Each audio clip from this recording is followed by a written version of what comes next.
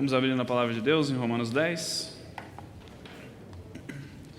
Estamos numa sequência corajosa aí através do livro de Romanos. Pastor Jaime, Pastor Alexandre, Pastor Pedro, tivemos alguns presbíteros pregando também. Começaram a falar desse livro tão precioso da Palavra de Deus. E semana passada nós tivemos um privilégio muito grande de termos uma pregação sobre um capítulo bem polêmico, Romanos 9. Né? E é interessante como Deus prepara as coisas e como a palavra dele é tão sábia, e ele vai emendando uma coisa na outra, e enquanto no capítulo 9 a gente pode ficar um pouco receoso, puxa, a gente vai falar de soberania de Deus, Deus fala umas coisas difíceis no capítulo 9, e aí chega no capítulo 10, ele vai falar de uma coisa que aparentemente é contraditória, é um paradoxo, mas a Bíblia ela coloca essas duas verdades de uma forma bem paralela. Vamos fazer uma oração antes de começarmos. Senhor, muito obrigado, Pai, por esse dia, Senhor. Nos dê humildade ao nos achegarmos à Tua Palavra, não colocarmos o Senhor dentro da caixa, daquilo que nós achamos que o Senhor é, mas que possamos, ó Pai, com sinceridade e humildade, Senhor, nos colocarmos aqui prontos para aprendermos mais sobre a Tua Palavra e aceitarmos o que a Tua Palavra diz, ó Pai. Em nome de Jesus. Amém. Ok. Bom,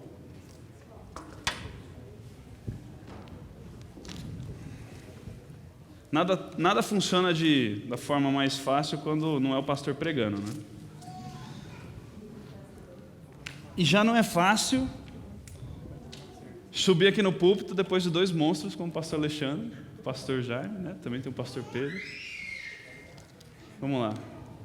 Romanos 10, vamos começar a leitura, vamos ler o capítulo inteiro. Peço que os irmãos prestem bastante atenção. Romanos 10. Irmãos, o desejo do meu coração e a minha oração a Deus pelos israelitas é que eles sejam salvos. Eu posso testemunhar que eles têm zelo por Deus, mas o seu zelo não se baseia no conhecimento. Porquanto, ignorando a justiça que vem de Deus e procurando estabelecer a sua própria, não se submeteram à justiça de Deus. Porque o fim da lei é Cristo, para a justificação de todo o que crê. Moisés descreve dessa forma a justiça que vem da lei. O homem que fizer essas coisas viverá por meio delas. Mas a justiça que vem da fé diz: não diga em seu coração, quem subirá aos céus, isto é, para fazer Cristo descer, ou quem descerá ao abismo, isto é, para fazer Cristo subir dentre os mortos. Mas o que ela diz? A palavra está perto de você, está em sua boca e em seu coração, isto é, a palavra da fé que estamos proclamando. Se você confessar com a sua boca que Jesus é o Senhor, e crer em seu coração que Deus o ressuscitou dentre os mortos, será salvo. Pois com o coração se crê para a justiça, e com a boca se confessa para a salvação. Como diz a Escritura, todo que nele confia jamais será envergonhado. Não há diferença entre judeus e gentios, pois o mesmo Senhor é o Senhor de todos, e abençoa ricamente todos os que o invocam. Porque todo aquele que invocar o nome do Senhor será salvo. Como, pois, invocarão aquele em que não creram? E como crerão naquele de que não ouviram falar? E como ouvirão, se não houver quem pregue? E como pregarão, se não forem enviados? Como está escrito, como são belos os pés dos que anunciam as boas novas. No entanto, nem todos os israelitas aceitaram as boas novas. Pois Isaías dizia: Senhor, quem creu em nossa mensagem? Consequentemente, a fé vem por se ouvir a mensagem, e a mensagem é ouvida mediante a palavra de Cristo. Mas eu pergunto, eles não ouviram? Claro que sim. A sua voz ressoou por toda a terra, e as suas palavras até os confins do mundo. Novamente pergunto, será que Israel não entendeu? Em primeiro lugar, Moisés disse: farei que tenham ciúmes de quem não é o meu povo. Eu os provocarei a ira por meio de um povo sem entendimento. E Isaías diz ousadamente: fui achado por aqueles que não me procuravam, revelei-me àqueles que não perguntavam por mim. Mas a respeito de Israel, ele diz: o tempo todo estendi as mãos a um povo desobediente e rebelde. Bom, irmãos, vamos recapitular um pouquinho o capítulo 9 de Romanos, porque capítulo 9, capítulo 10, capítulo 11, eles formam meio que um sanduíche, né? E o capítulo 9 é um dos capítulos mais difíceis dentro dos olhos humanos de se entender, porque fala da soberania de Deus, das escolhas de Deus, da grandeza de Deus. E às vezes fala da justiça de Deus, e essa justiça não é a mesma coisa que a nossa. Vamos ver alguns versículos. Não pensemos que a palavra de Deus falhou, pois nem todos os descendentes de Israel são Israel. Nem todo mundo que fazia parte daquele povo era escolhido, era de Deus. Em outras palavras, não são os filhos naturais que são filhos de Deus, mas os filhos da promessa é que são considerados descendência de Abraão. Não é só porque você nasceu como um judeu, nasceu dentro do povo de Israel, que você estava garantido a salvação. Não é porque você era daquela etnia que não importava como você vivia. Todavia, antes que os gêmeos nascessem ou fizessem qualquer coisa boa ou má, está falando aí de Jacó e Esaú, né? A fim de que o propósito de Deus, conforme a eleição, permanecesse, não por obras, mas por aquele que chama. Foi dito a ela: o mais velho servirá ao mais novo. Presta atenção, não foi por uma coisa que Esaú fez, não foi por uma coisa que Esaú escolheu, não foi por alguma falha de caráter, uma futura escolha de Esaú. Foi antes de qualquer uma dessas coisas acontecerem, Deus falou: amei Jacó, mas rejeitei Esaú. E então o que diremos? Sou injusto, Senhor? Caso Deus é injusto, de maneira nenhuma. Pois ele diz a Moisés: eu terei misericórdia de quem eu quiser ter misericórdia, e terei compaixão de quem eu quiser ter compaixão. Portanto, isso não depende do desejo ou do esforço humano, mas da misericórdia de Deus. Gente, se a Bíblia só nos desse esse capítulo, a gente ia ficar coçando a cabeça. Nossa, então, o que eu sou? Sou uma marionete? Deus me escolhe, Ele cuida das minhas escolhas, Ele tem os decretos eternos. Puxa, e eu no meio disso tudo? Né? Deus, assim, ele escolheu Jacó antes de Esaú. E não foi por mérito de Jacó ou por falha de Esaú. Lemos o capítulo 9, irmãos, e após essa leitura do capítulo 9, a gente tem que realmente se render à tamanha grandiosidade do Deus a quem nós servimos.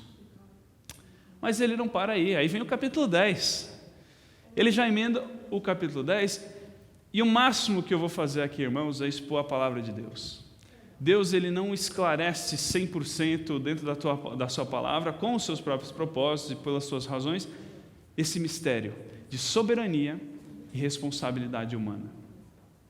Mas você vê que Paulo, ele escreveu o capítulo 9 e ele já entra no capítulo 10, falando da responsabilidade humana. Vocês sabem o que é um paradoxo?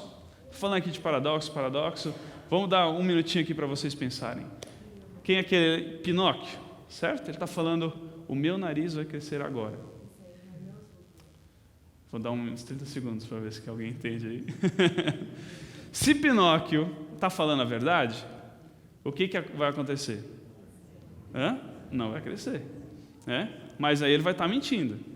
E então o nariz dele vai crescer. Mas se o nariz dele crescer, ele está falando a verdade. Então como que... Alguém me explica. Outra mais fácil, então. Tem uma placa. Essa placa não está em uso. Você leu a placa. Então ela está em uso. Exemplo de um paradoxo. Mais um, e esse daqui é para os nerds de plantão, estudantes de engenharia matemática.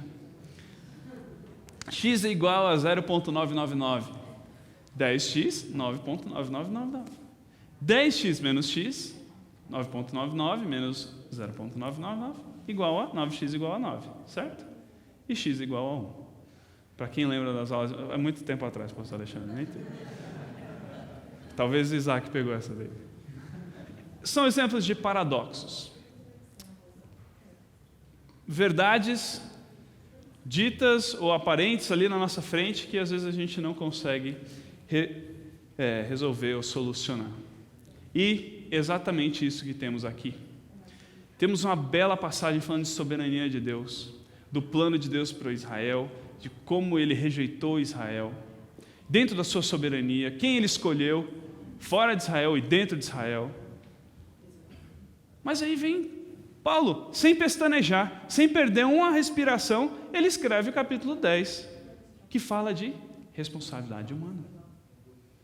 E aí ele vai voltar no capítulo 11, acho que é o pastor Alexandre que tem esse privilégio, ou o pastor Pedro, alguém vai pregar sobre o capítulo 11, e ele vai voltar a falar da soberania de Deus, no futuro, com o povo de Israel.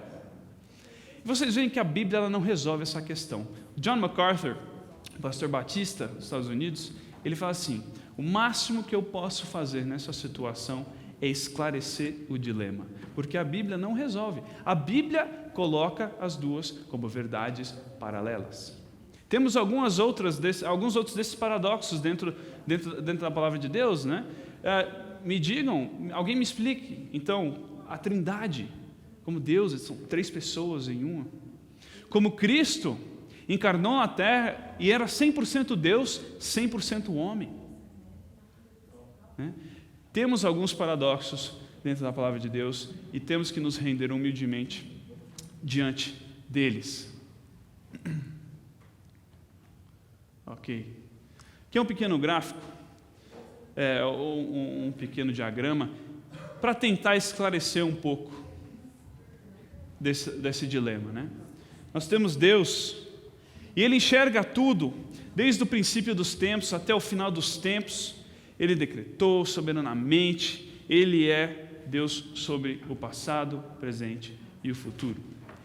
E nós estamos aqui, coçando a cabeça para tentar entender o imediato, com a visão limitada, horizontal, e Deus tem a sua visão lá de cima, aquela visão vertical de toda a história de todos os tempos. E nós estamos aqui.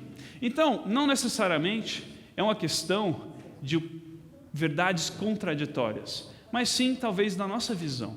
E Deus falando conosco, né, sobre a nossa responsabilidade dentro do plano que Ele já estabeleceu. Primeira coisa que a gente aprende aqui, no capítulo 10, então, que Paulo começa a falar sobre responsabilidade. Né? E a primeira coisa que ele mostra para a gente é como a gente não é salvo. Como a gente não é salvo. Vamos ver. Versículos 1 a 3. Paulo começa exatamente igual ele começou o 9. Ele começa o 10 com um desejo, uma vontade gigantesca de ver os israelitas salvos. Aquele povo dele, sangue dele, como o pastor Alexandre falou, ele tinha aquele desespero pela salvação deles. E ele começa com 10 da mesma forma. Irmãos, o desejo do meu coração, a minha oração a Deus pelos israelitas é que eles sejam salvos. Isso que está na cabeça de Paulo. Pois eu posso testemunhar que eles têm zelo por Deus, eles têm muito zelo por Deus, mas o seu zelo não se baseia no conhecimento. Porquanto, ignorando a justiça que vem de Deus e procurando estabelecer a sua própria, não se submeteram à justiça de Deus. Meus irmãos, vivemos numa época de muito relativismo, certo? Ontem à noite eu estava num casamento, eu sentei na mesa e tinham 3 mulheres ali do meu lado conversando. E uma falando, ela é croata, ela começou a falar sobre como cresceu católica e tudo, e ela adora ir para a igreja, e tem lá, ama Jesus Cristo, mas aí ela começou a falar de umas experiências que ela teve com de abrir a sua aura.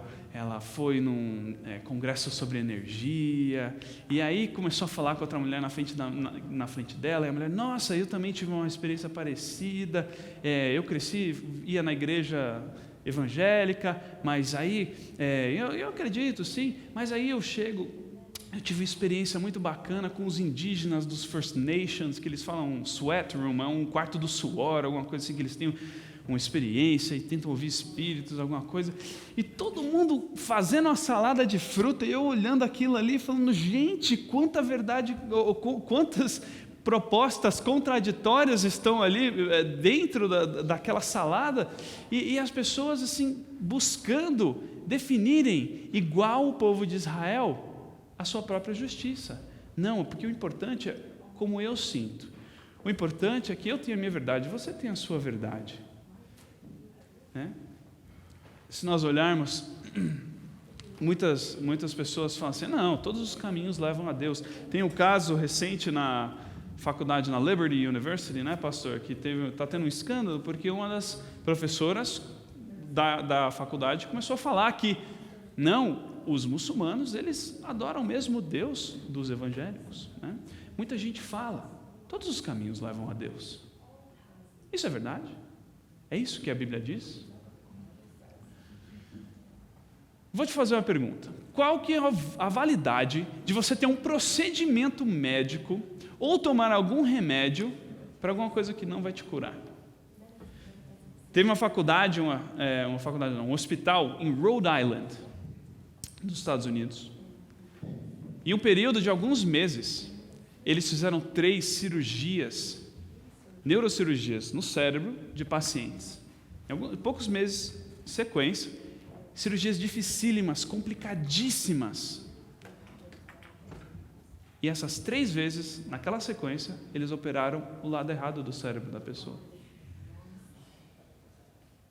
Num dos casos, o paciente chegou a morrer 3 semanas depois. De que adianta você ter câncer e tentar se tratar com Tilenol? Essa semana estivemos orando pelo nosso irmão Miro, diagnosticado já com pneumonia no hospital, certo? Mas antes os médicos não sabiam o que era, e ele está enfrentando outras doenças também. Mas chegou no hospital até descobrindo que era pneumonia, né, e começarem a tratar a pneumonia. Do que adianta tratar um Miro para, gota, gripe, se ele está com pneumonia? Você tem que tratar a doença com aquilo que vai acabar com a doença. E com a nossa salvação e com a salvação é exatamente a mesma coisa. É exatamente a mesma coisa. Sinceridade religiosa, irmãos, ela não garante salvação. Duvido que alguém aqui dentro tenha o zelo que Israel tinha, que aqueles judeus tinham, que os fariseus tinham. Os caras contavam tudo, eles decoravam grandes partes da palavra de Deus, eles decoravam a lei, eles viviam a lei, era aquele zelo, aquela vontade de não infringir a lei, mas era aquilo que trazia salvação para eles. Irmãos, tem gente dentro da nossa igreja, a gente tenta buscar, às vezes, a nossa justiça. O que para você define um cristão? Pessoa boa? Não, eu estou aqui na igreja, vou ser uma pessoa boa, não vou roubar, vou até contribuir, né? Lá vou ser fiel para minha esposa, mas, assim, Cristo não é Senhor de todas as áreas da minha vida. Esse é o meu meio termo, essa é a minha verdade, esse é o jeitinho brasileiro que eu dou na situação. Irmãos, se você tem alguma coisa dessas na sua cabeça, olha, você não é diferente do povo de Israel, porque eles foram responsáveis por se perderem, porque tentaram estabelecer a sua própria justiça. Então, segunda coisa que Paulo então ensina para a gente, se aquele é o jeito de não ser salvo, você tentar estabelecer a sua própria justiça, como então que eu vou ser salvo? Como então? Qualquer caminho leva a Deus? Versículos 9 e 10 dizem assim: se você confessar com a sua boca que Jesus é Senhor e crer em seu coração que Deus os ressuscitou dentre os mortos, será salvo. Pois com o coração se crê para a justiça e com a boca se confessa para a salvação. Irmãos, como você é salvo? Confessando e crendo. É isso que a palavra de Deus fala. Não é confessando, crendo e cumprindo penitência. Não é confessando e crendo e dando todos os seus bens à igreja. Não é confessando e crendo e depois nunca mais se envolver com a palavra de Deus ou com o povo de Deus. Não é confessando e crendo e sendo você bom para sempre. Não são essas coisas. A única coisa que basta para a salvação é você confessar que Cristo é Senhor e crer em seu coração que Deus o ressuscitou dentre os mortos. O que confissão e crença implicam? Primeiro, elas implicam veracidade, que são verdade. Uma confissão que não é verdadeira não é uma confissão, é uma mentira. E uma crença que não é verdadeira também é uma enganação, ela não é uma crença, né? Segundo, resultam em transformação externa e interna. Paulo está falando o seguinte: você tem que confessar, você confessa algo audivelmente, para as pessoas verem. Imagina um criminoso, ele vai confessar, ele confessa para alguém, né? Confissão, ela é pública, ela é externa, você confessa com a sua boca. Quantas vezes nós guardamos a nossa confissão escondidinha lá dentro, a gente não fala de Deus, a gente tem medo do que as pessoas vão achar. A confissão, temos que confessar, não temos que ter medo da nossa fé ser pública. E ela é interna. Cristo, a palavra que ele usa ali é Senhor, Jesus é Senhor. O que é Senhor? Senhor, no sentido de Senhor, como se fosse escravo mesmo. Nós, a partir de agora, somos livres, a Bíblia fala, mas somos escravos em Cristo, e a nossa liberdade vem da nossa escravidão, né? Somos escravos, somos servos, Ele é nosso Senhor. Isso implica que todas as áreas da sua vida estão debaixo do senhorio de Deus. É a sua vida pessoal, as suas finanças, o seu casamento, é você sendo pai ou mãe, irmão ou irmã, é a sua profissão, é o seu estudo, tudo que ocorre aqui dentro, que ninguém mais está vendo. Senhorio implica humildade e você se curvar perante Deus em todas as circunstâncias e em todos os âmbitos da sua vida. A gente gosta de compartimentalizar, né? Às vezes, Senhor Deus, você cuida desses 80% aqui, desses 20% aqui, isso é meu. A gente guarda uns pecadinhos, uns hábitos, uma fofoquinha, uma mentira. Às vezes a gente não quer entregar nossa vida financeira para Deus. Não, Deus, isso daqui, põe para cá. Isso daqui eu que gerencio.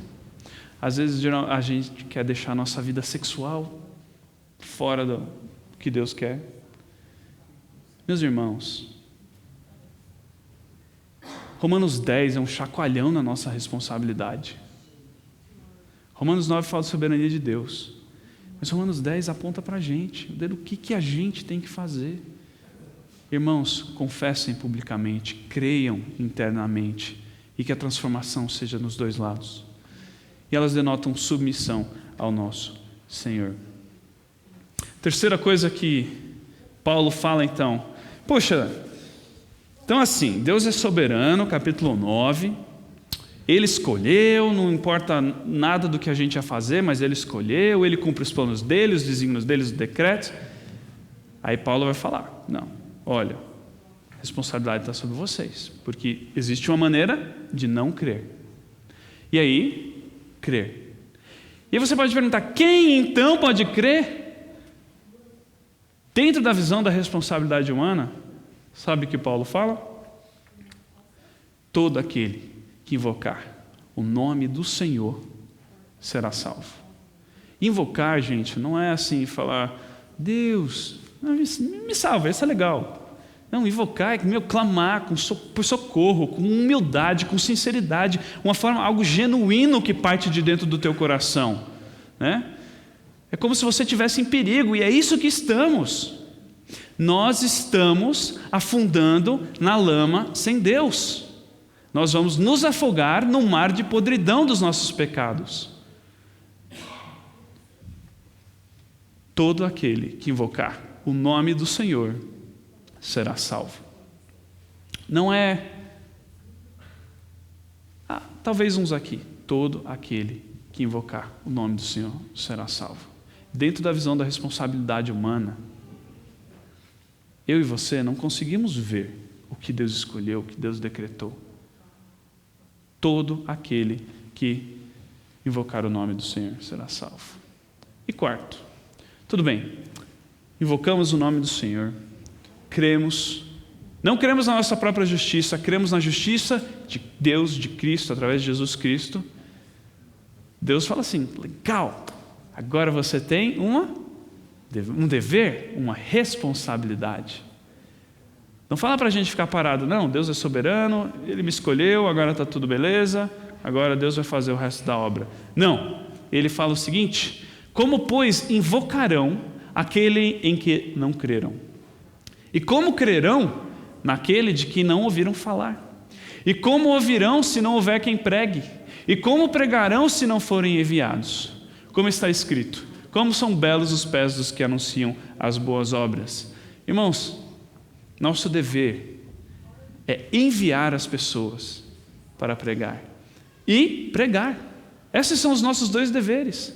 Quando possível, ajudarmos a enviarmos pessoas e, quando possível, pregarmos, fazermos as duas coisas. Esse é o dever do cristão, daquela pessoa que entende do que foi resgatado, daquela pessoa que se submeteu ao senhorio de Deus. Enviamos e pregamos. E o resultado disso? As pessoas então ouvem, elas então creem e invocam o nome do Senhor. Vocês estão percebendo que Deus, dentro da sua soberania, Ele pode até ter escolhido, mas Ele nos usa como instrumentos para operar as escolhas dEle. E Deus, através da pregação e do envio das pessoas que já foram regeneradas, usa elas para trazer mais pessoas para dentro, as pessoas que Ele já escolheu. Quinto ponto, irmãos, quinta coisa que Paulo nos ensina. Ele ainda vai começar a falar de Israel. E o capítulo 11 vai tratar totalmente de Israel. Ele passou um pouco falando de salvação, por que Israel foi rejeitado, né? Quais são as nossas responsabilidades, mas ele começa a dizer. Novamente pergunto, será que Israel não entendeu? Moisés foi o primeiro que disse: farei que tenham ciúmes de quem não é meu povo. Eu os provocarei a ira por meio de um povo sem entendimento. Ou seja, os gentios, as pessoas que não eram judias. Eu e você, nós que estamos aqui hoje. Isaías diz ousadamente: fui achado por aqueles que não me procuravam. Revelei-me àqueles que não perguntavam por mim. Mas a respeito de Israel ele diz: o tempo todo eu estendi as mãos a um povo desobediente e rebelde. John Stott resume o final do capítulo dessa forma. Assim Paulo conclui sua segunda incursão na questão da incredulidade de Israel. No capítulo 9, ele atribuiu ao propósito da eleição de Deus, soberania de Deus, razão pela qual muitos ficaram de fora, restando apenas um remanescente, um Israel dentro de Israel. No capítulo 10, no entanto, essa incredulidade, ela é atribuída à desobediência do próprio povo de Israel. Se eles fracassaram, a culpa foi deles mesmos. Paulo aqui está falando de Israel, irmãos, mas como a gente já viu, tudo isso se aplica a nós. Voltando então a esse gráfico. Não devemos, e Paulo responde isso no capítulo 9, ficar apontando o dedo a Deus e falar: puxa Deus, na sua soberania você escolhe pessoas, isso é injusto, então eu não vou fazer mais nada, eu vou ficar aqui de braços cruzados se você já me escolheu. Não. Temos que olhar a soberania de Deus confiando que Ele tinha tudo no passado já desenhado e que Ele tem tudo no futuro também para garantir a vitória do seu plano. E temos que viver, irmãos, como se nós não enxergássemos isso, porque realmente não enxergamos. Temos que viver como se a gente não sabe quem é escolhido, a gente não sabe qual é o decreto de Deus. A minha responsabilidade e a responsabilidade sua que está sentada aí nesse banco é pensar, refletir, qual a justiça que você tem buscado, a sua própria ou a de Cristo? Se você já foi salvo através de confessar com a sua boca e crer em seu coração que Cristo é o Senhor e que Ele ressuscitou.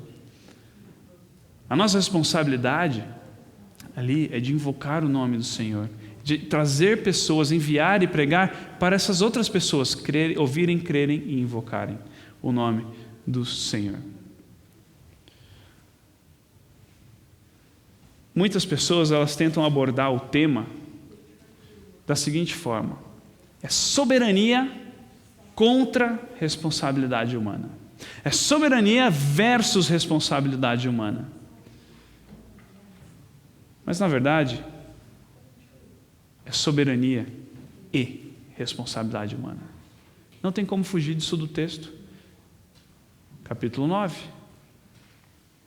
Eu escolhi Jacó, odiei Esaú. Escolhi algumas pessoas dentro do povo de Israel. Capítulo 10. Elas, por responsabilidade delas, me rejeitaram, buscaram a sua própria justiça e, portanto, não estão no seio daqueles que eu escolhi. Soberania e responsabilidade humana. Pergunta então, irmãos, qual que é a sua justiça?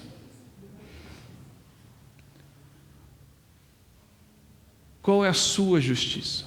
É a justiça que você tentou desenhar dentro da sua cabeça de como Deus funciona, como você se aproxima de Deus, o que você precisa fazer para ficar perto de Deus. São coisas suas? Todos os caminhos levam a Deus? Ou você está buscando a justiça do Senhor, de Cristo, Filho do Deus vivo, que veio encarnado, se fez homem e viveu aqui na terra, foi tentado em todas as coisas que nós também fomos, foi testado e morreu naquela cruz. Foi pregado naquela cruz pelo seu pecado, pelo meu pecado. Onde Deus colocou a culpa do pecado do mundo sobre as suas costas. Virou e abandonou o seu filho. Para ele tomar sobre si todas as dores, toda a punição que eu e você merecíamos. Essa é a justiça que você está buscando? A justiça que está pregada na cruz, através de Cristo. A justiça que vem através dele, que ressuscitou ao terceiro dia. E hoje vivo está. E hoje age no nosso meio. Quantas coisas já vimos Deus fazer no nosso meio. Essa é a justiça que você está buscando? Se você não conhece ainda essa justiça, é muito simples. Poderíamos ficar horas aqui falando e complicando o negócio, mas Paulo ele foi direto ao ponto. Confesse com a sua boca que Cristo é o Senhor. Creia com o seu coração que Ele ressuscitou dentre os mortos. Isso está ao seu dispor hoje, isso está ao seu dispor agora. Deus está aqui escutando o seu clamor, a sua invocação. O que está te prendendo de fazer isso? E se você já passou por essa experiência, essa transformação linda que é você ser resgatado, você ter Cristo invadir o seu coração, a sua vida, tomar senhorio de todos os aspectos da tua vivência. Você está cumprindo os seus deveres? Você está enviando? Estamos pregando? Ou temos vergonha? Ou temos outras prioridades? Enfim, última pergunta. Você já confia na soberania divina, mas ao mesmo tempo abraça a sua responsabilidade? Irmãos, se formos por um lado só da responsabilidade humana, nós então criamos um Deus pequeno. Nós criamos um Deus que se sujeita a nós. Mas se formos para o outro lado, nós então ficamos numa posição onde achamos que somos marionetes, que não adianta nada do que fizermos. Irmãos, Paulo coloca o caminho no meio. Soberania e responsabilidade humana caminham juntos. Viva confiando na soberania de Deus, mas viva consciente da sua responsabilidade. Vamos orar. Senhor, muito obrigado, Pai, porque o Senhor nos molda, o Senhor nos quebra, o Senhor nos amassa, nos transforma, o Senhor nos humilha, Pai, nos coloca de uma forma tão simples, Senhor, boquiabertos com a Tua soberania. E também, ó Pai, desperta no nosso coração, Senhor, esse desespero que Paulo tinha, ó Pai, por enviar, por pregar, por falar de Cristo, por chacoalhar as pessoas, ó Pai, aquelas que estavam buscando a sua autojustiça, mesmo com o zelo que for, ó Pai. Faz isso verdade hoje aqui, Senhor. Que nós sejamos os agentes da Tua soberania e da Tua eleição, ó Pai, buscando esse foco na nossa responsabilidade, exercer o nosso dever, Senhor. Aviva os corações aqui hoje à noite, ó Pai, daqueles que já Te conhecem, mas também, Senhor, abre o coração daquelas pessoas que estão ainda distante de Ti, que estão se aproximando agora do Evangelho, Pai. Que essa verdade crie raízes e penetre esse coração, Senhor. Traz transformação ao Teu povo. Que a nossa igreja, ela seja exemplar, ó Pai, exatamente nisso. Que cremos num Deus grandioso, mas agimos com todo o ímpeto, com todo o desejo e com toda a força que existe nos nossos corpos para Te servir, para pregar o Evangelho. É isso que nós oramos, agradecemos, no nome do Seu precioso Filho Jesus Cristo.